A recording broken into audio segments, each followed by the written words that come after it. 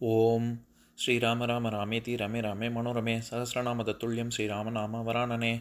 உலகம் யாவையும் தாமுழா வாக்கலும் நிலைபெறுத்தலும் நீக்கலும் நீங்களா அழகிலா விளையாட்டுடையார் அவர் தலைவர் அன்னவர் சரண் நாங்களே. எத்திர எத்திர ரகுநாத கீர்த்தனம் தத்திர தத்திர கிருத்தமாஸ்தகாஞ்சலிம் வாஷ்பவாரி பரிபூர்ணலோச்சனம் மாருதிம் நமது ராட்சசாந்தகம். அஞ்சிலே ஒன்று பெற்றான் அஞ்சிலே ஒன்றை தாவி அஞ்சிலே ஒன்று ஆறாக ஆரியர்க்காக ஏகி அஞ்சிலே ஒன்று பெற்ற அணங்கை கண்டு அயலாரூரில் அஞ்சிலே ஒன்றை வைத்தான் அவன் எம்மை அழித்துக் காப்பான். இன்னைக்கு நம்ம கம்பராமாயணத்துல பாலகாண்டத்துல கார்முக படலத்துல 13வது பாடல் பார்க்க போறோம். உக்கன பல்லொடு கரங்கள் ஓடினர் புக்கனர் வானவர் புகாத சூழல்கள் தக்கன் நல் வேள்வியில் தழலும் மாறின முக்கண் எண் தோழவன் முனிவும் மாறினான். இதுதான் பாட்டு. இப்ப நம்ம பதம் பிரிச்சு பொருள் பார்க்கலாம். பல்லொடு அவ்வேள்விக்கு வந்த தேவர்களின் பற்களும் கரங்கள் கைகளும் உக்கன கீழே சிந்தின. வானவர் அது மட்டுமல்லாமல் தேவர்களில் சிலர் ஓடினர் ஓடி புகாத சூழல்கள் அதுவரை தாம் சென்று அறியாத இடங்களில் புக்கனர் பதுங்கிக் கொண்டார்கள். தக்கன் நல் வேள்வியில் தழலும் தக்ஷனின் வேள்வி குண்டங்களில் எழுப்பிய நெருப்பும் ஆறின ஆறிவிட்டன. முக்கண் எண் தோழவன் இவ்வாறெல்லாம் ஆன பின்பு 3 கண்களையும் 8 தோள்களையும் உடைய சிவன் முனிவு மாறினான் தன் சினமும் தணிந்தான். இப்ப நம்ம இந்த பாட்டுல இருக்கக்கூடிய நயங்களை பார்க்கலாம். அதாவது சென்ற பாடல்ல பார்த்தோம்ல, நம்ம சிவன் ரொம்ப மிகுந்த கோபம் கொண்டு உமாதேவியை மதிக்காததனால் கோபம் கொண்டு தட்சனின் யாகம் நடக்கக்கூடிய யாகசாலைக்கு வந்தான் அப்படின்னு. வந்து என்ன செய்தான் அப்படிங்கறதுதான் இந்த பாடல்ல கம்பர் விவரிக்கிறாரு. உக்கன பல்லொடு கரங்கள் ஓடினார் அப்படின்னா தேவர்களின் கை முறிந்தது பற்களும் ஒடிந்தது அப்படின்னு சொல்றாரு. குறிப்பா இந்த இடத்துல யாருடைய பல்லு ஒடிஞ்சது அப்படின்னா சூரியனுடைய பல்லு ஒடிஞ்சது அப்படின்னு நம்ம புரிஞ்சுக்கணும். ஏன்னா துவாதசாதித்தர்கள் அப்படின்னு சொல்லி 12 சூரியனுக்கான அதிதேவதைகள் மாறிக்கொண்டே இருப்பார்கள். எப்படி நம்ம மனுக்கு சொல்றோம்ல, அதாவது ஆதி மனு ஸ்வயம்பு மனு, அந்த மனு கிட்ட இருந்தா மனித குலமே தோன்றியது. அந்த மாதிரி ஒவ்வொரு யுகந்தோறும் ஒவ்வொரு மனு இருப்பான். இப்ப இருக்கக்கூடிய மன்வந்தரம் இது வைவஸ்வத மன்வந்தரம். ஏன்னா வைவஸ்வத மனு கிட்ட இருந்துதான் தோன்றியது அப்படின்னு எப்படி சொல்றோமோ மனுஷங்களுக்கு, அந்த மாதிரி சூரியனுக்கு அதிதேவதைகள் மாறிக்கொண்டே இருப்பார்கள். அந்த தக்ஷனின் யாகம் நடக்கக்கூடிய தருணத்துல சூரியனாக அதிதேவதையாக இருந்தது இந்த பூஷன் சொல்லப்படுகின்றவன். அதாவது 12 பேரு. அதை படிக்கிறேன் கேளுங்க. தாத்ரு, சக்கரன், அரியமான், மித்ரன், வருணன், அஞ்சுமான், இரண்யன், பகவான், திவஸ்வான், பூடன், அதாவது சம்ஸ்கிருதத்துல பூஷன், தமிழ்ல பூடன், சவித்ரு, துவட்டன் அப்படின்னு 12 பேரு. இதுல பூஷன்கிற அவன் தான் இருந்தான் அந்த காலத்துல, அந்த டயத்துல, அந்த யுகத்துல. அந்த பூஷணனுடைய பல்லுதான் ஒடிஞ்சது. அதைத்தான் இங்க கம்பர் உக்கன பல்லொடு கரங்கள் அப்படின்னு சொல்றாரு. இதையேதான் அருணகிரிநாதர் கந்தர் அந்தாதியில 16வது பாடல்ல சொல்லியிருப்பாரு. அதாவது வில்லிபுத்தூராரோட போட்டிக்கு பாடப்பட்ட பாடல்.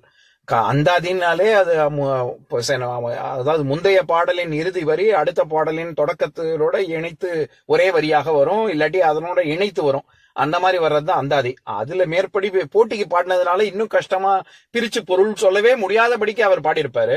அதுல இன்னும் விசேஷமா என்ன இருக்கும், நான் ஒவ்வொரு பாடல்லையுமே 4 வரி இருக்கும். அப்படி 100 பாடல்கள் இருக்கும்.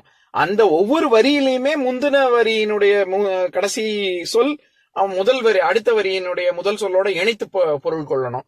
இதெல்லாம் போக அந்த 4 வரியுமே ஒரே சொல்லோட தொடங்கும். அப்படிலாம் ரொம்ப சிறப்பா இதெல்லாம் தமிழ்லயும் சமஸ்கிருதத்திலயும் மட்டும்தான் இந்த மாதிரி எல்லாம் முடியும். வேற அது மொழியே முதல்ல இடம் கொடுக்காது. இப்ப இங்கிலீஷ்ல இந்த மாதிரி எல்லாம் பாடணும்னா முடியவே முடியாது. அந்த ஃபார்மேட்லாம் இங்க கிடையவே கிடையாது. எதுக்கு சொல்ல வரேன், ஒரே வரியவே சொல்லியிருப்பாரு. இப்ப நான் அந்த 16வது பாடலை படிக்கிறேன் கேளுங்க. சேவர்க்கு ஒடியும் பல் நிசாந்தகனும் திருக்கரத்து சேவர்குடியும் கொடிய கண்டாய் தினை சூழ் புனத்து சேவல் கொடி உந்தி வளர்த்தவளும் தந்திகளப சேவல் கொடியும் உடையாய் பிரியினும் சேரினமே அப்படின்னு சொல்லியிருப்பாரு. இதுல சேவர் கொடியும் அப்படிங்கிற அந்த சொல் 4 இடத்துலயும் வரும். 4 இடத்துலயும் வெவ்வேறு விதமாக பொருள் கொள்ளணும். சேவருக்கு ஒடியும் பல் நிசாந்தகன் அப்படின்னு முதல் வரியிலையும், சேவர் கொடியும் கொடிய கண்டாய் அப்படின்னு 2வது வரியிலையும், சேவல் கொடி உந்தி வளர்த்தவளும் அப்படின்னு 3வது வரியிலையும், சேவல் கொடியும் உடையாய் அப்படின்னு 4வது வரியிலையும் பிரிக்கணும். இதுல எதுக்காக சொல்ல வரேன், இந்த முதல் வரியில சேவருக்கு ஒடியும் பல் நிசாந்தகன், அதாவது நிஷா அப்படின்னா ராத்திரின்னு அர்த்தம், அந்தகன் அப்படின்னா முடிக்கக்கூடியவன் யமன் அர்த்தம். இரவை முடிக்கக்கூடியவன் யாரு, பகலவன். அதனால சூரியனுக்கு நிசாந்தகன் பேரு. யாருக்கு சேனா ரிஷபம்னு அர்த்தம். நம்ம எருதுன்னு சொல்றோம்ல, இது நந்தி சொல்றோம்ல. அதனால சேவருக்கு ஒடியும் நந்தி வாகனனான சிவபெருமானால் பல் உடைய பெற்ற பூஷன் என்ற சூரியன் அப்படின்னு சொல்றாரு இந்த பாடல்ல. சேவருக்கு ஒடியும் பல் நிசாந்தகன் அப்படின்னு. இதே கருத்தை தான் கம்பரும் இங்க உக்கன பல்லொடு கரங்கள் அப்படின்னு சொல்றாரு. இதுல இன்னொரு சிறப்பு என்னன்னா, இந்த மாதிரியாக வானவர்கள் இதுவரைக்கும் புகாத இடங்கள்ல எல்லாம் சென்று தஞ்சம் புகுந்தார்கள், பதுங்கி கொண்டார்கள் அப்படின்னு சொல்றாருல. அடுத்தது 3வது வரியில தக்கன் நல் வேள்வியில் தழலும் மாறின அப்படின்னு சொல்றாரு. இப்படி சிவன் அந்த யாகசாலையை உண்டு இல்லைன்னு துவம்சம் பண்ணதுக்கு அப்புறம் அந்த வேள்வியினுடைய தழல் அது ஆறி போச்சு அப்படின்னு சொல்றாரு. இதுல நல் வேள்வியில் தழலும் ஆறின அப்படின்னு சொல்றாருல. வேள்வின்னா யாகம் யஜ்யம் நடத்துற இடத்துல கண்டிப்பா தழல் இருக்கணும், அது எரிந்து கொண்டே இருக்கணும், அதனால அது அணையவே கூடாது. அதுல ரொம்ப கருத்தா இருப்பாங்க என்ன சொல்றது வேள்வி நடத்துறவங்க. ஆனா இங்க கம்பர் என்ன சொல்றாரு, நல் வேள்வி அப்படின்னு சொல்றாரு.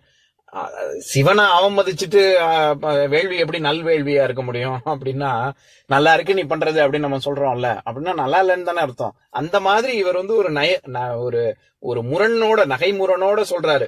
நல்வேள்விகள்னா தழல் ஆறிடுச்சுன்னா அது எப்படி நல்வேள்வியா இருக்க முடியும்? அதுக்கு நல்வேள்வியே கிடையாது, வேள்வியே கிடையாது முதல்ல. அது சிவனுக்கு ஹவிர்பாகம் கொடுக்காததுனால. அதனால என்ன சொல்ல வராரு, அப்படி ஒரு ரொம்ப மட்டமான ஒரு வேள்வி நடக்க பெற்றது, அது சிவனால் தடுக்க பெற்றது அப்படின்னு சொல்றதுனால தக்கன் நல் வேள்வியில் தழலும் ஆறின அப்படின்னு சொல்றாரு. இறுதியாக சிவனின் கோபம் தணிந்தது அப்படின்னு சொல்ற இடத்துல முக்கண் எண் தோழவன் முனிவும் மாறினான் அப்படின்னு சொல்றாருல. முக்கண் நம்ம எல்லாருக்கும் தெரியும், நெற்றிக்கண் கொண்ட கடவுள் சிவன் தான், அதனால சிவனை சொல்றாருன்னு சொல்லிக்கலாம். ஆனா எண் தோழவன் அப்படின்னு சொல்றாருல, 8 தோள்களை கொண்டவன் அப்படின்னு. அப்படின்னா எப்படி சிவனா இருக்க முடியும் அப்படின்னா, பொதுவாக நம்ம சிவனுக்கு 6 முகங்கள். ஈசானம், தத்புருஷம், அகோரம், வாமதேவம், சத்யோஜாதம், அதோமுகம் அப்படின்னு.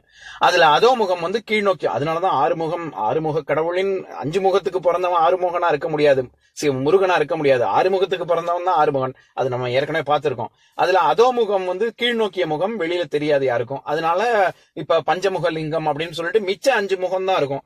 அதுலயுமே ஈசானம் அப்படிங்கிறது மேல் நோக்கிய முகம். அதனால இது இப்ப நம்ம லிங்கத்துல இருக்கட்டும், இல்லாட்டி சிலை வடிவத்துல இருக்கட்டும் அப்படின்னா நான்முகமாக அதை ஆக்கி உள்ளுக்குள்ள அந்த 4 முகத்துக்கு நடுவுல மேல உள்ளுக்குள்ள இருக்கிறது மேல் நோக்கிய முகமாக வடிவமைச்சிருப்பாங்க.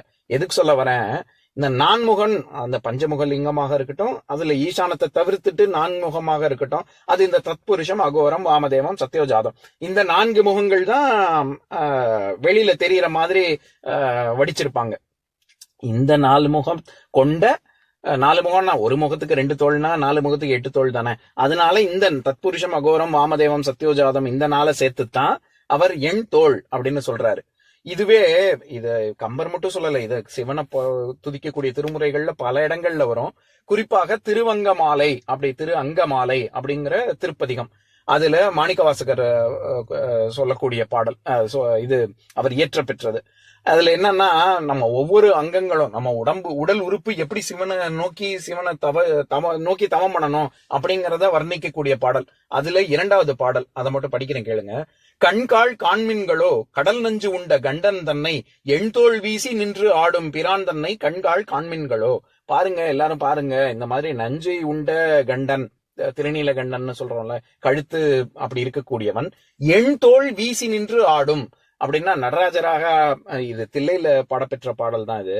நடராஜனாக ஆடுகிறார்ல, அவர் எப்படி ஆடுறாரு அப்படின்னா எண்தோள் வீசி நின்று ஆடும் பிரான் அப்படின்னு சொல்லியிருப்பாரு. அங்கே எப்படி எண் தோல் அப்படிங்கிறது சிவபெருமான குறிக்குதோ அதேதான் இங்கேயும். முக்கண் எண் தோழவன் முனிவும் மாறினான்னா சிவனைத்தான் கம்பர் அப்படி சொல்றாரு.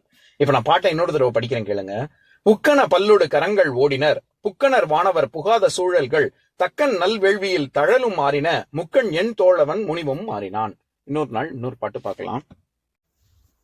ஓம் शान्ताकारं भुजगशयनं पद्मनाभं सुरेशं विश्वाधारं गगनसदृशं मेघवर्णं शुभाङ्गं लक्ष्मीकान्तं कमलनयनं योगिहृद्यानगम्यं वन्दे विष्णुं भवभयहरं सर्वलोकैकनाथम्. உம்பரோடு இம்பர்காரும் உலகம் ஓர் ஏழும் ஏழும் எம்பெருமான் என்று ஏத்தி இறைஞ்சி நின்று ஏவல் செய்ய தம்பியரோடும் தானும் தருமமும் தரணி காத்தான் அம்பரத்து அனந்தர் நீங்கி அயோத்தியில் வந்த வள்ளல். ஓம் पूर्णमदः पूर्णमिदं पूर्णात् पूर्णमुदच्यते पूर्णस्य पूर्णमादाय पूर्णमेवावशिष्यते ॐ शान्तिः शान्तिः शान्तिः। ॐ सर्वेषां स्वस्तिर्भवतु, सर्वेषां शान्तिर्भवतु, सर्वेषां पूर्णं भवतु, सर्वेषां मङ्गलं भवतु। ॐ शान्तिः शान्तिः शान्तिः। ॐ सर्वे भवन्तु सुखिनः, सर्वे सन्तु निरामयाः, सर्वे भद्राणि पश्यन्तु, मा कश्चित् दुःखभाग् भवेत्। ॐ शान्तिः शान्तिः शान्तिः।